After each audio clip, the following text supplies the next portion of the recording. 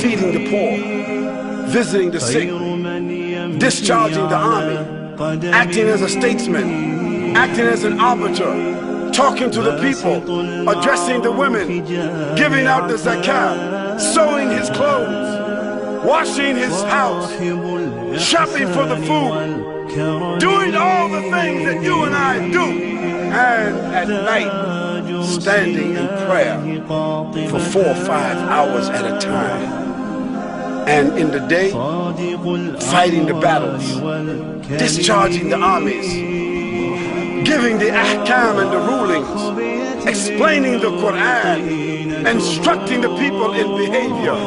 How could a man do all of that and stand 4 or 5 hours at night at one time? What kind of human being could that be?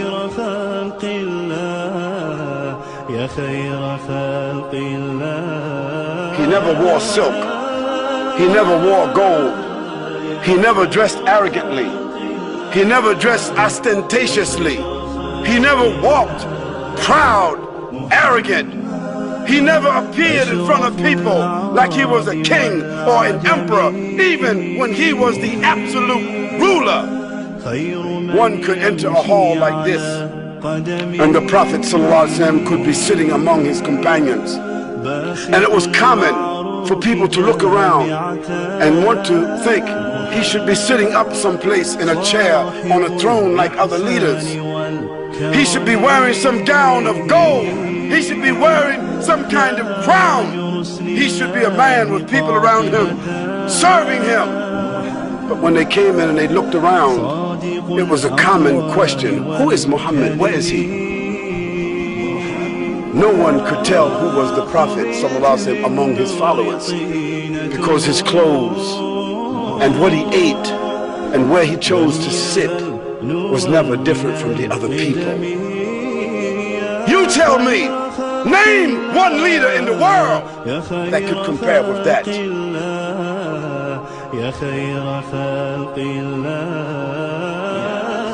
And he was always generous. And when someone asked him for something, he gave everything to them, never caring about himself. And the Prophet ﷺ, he used to sleep on a mat, like that mat on the floor. Only thing it was made from palm fiber, from dried grass. And that's how he slept, on a dirt floor, with no furniture in his house. And one day, Umar ibn al-Khattab entered the house of the Prophet ﷺ and saw that he was sleeping on a dirt floor. And Umar, he said, Ya Rasulullah, the kings, the emperors in the earth, in Persia, in Byzantium, in Habash, all over the world, these kings, they are not like you. Oh Rasulullah, you can have better than this. And the Prophet dismissed him and said, they have what they have been given, and I have what I have been given. Raditu billahi rabba. I am pleased with what Allah has given to me.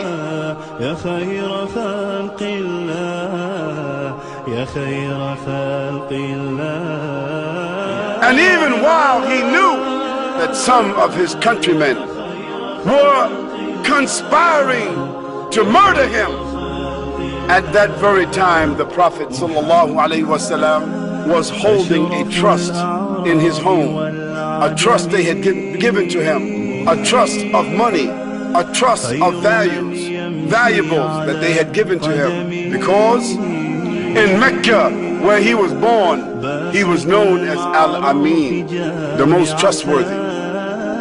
But when they entered his home to kill him, they did not find him there.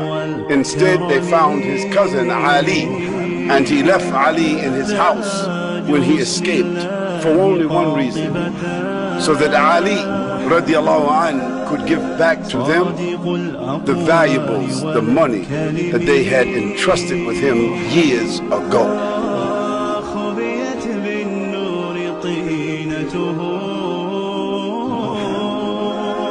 Never in his life did he ever lift his hand to hit any human being. Ever. Not a servant, not a wife, not a child, not a friend. When he had the chance for revenge, when he had a chance for reprisal, the Prophet ﷺ never took revenge, he never took reprisals. He was as shy as a virgin on her wedding night, hiding behind a curtain. He was that kind of man. He was that pious. He was that shy. He was that gentle in his speech. And when the companions of the Prophet ﷺ used to look for him on the battlefield, they said, Wallahi, we found him in the middle of the enemies, fighting. And they said, we used to seek the protection of his person. We used to hide behind the Prophet ﷺ on the battlefield. He was such a warrior and statesman on the battlefield, commanding and fighting for the way of Allah subhanahu wa ta'ala. But once he was off the battlefield, his eyes were downcast, and he was speaking softly, and he was gentle, and he was warm, and he was sacred and soft and caring.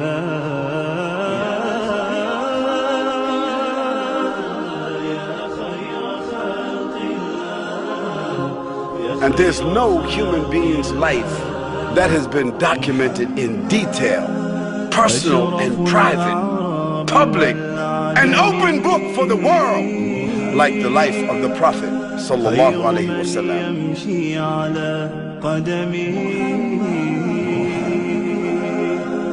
باسط المعروف جامعة صاحب الإحسان والكرم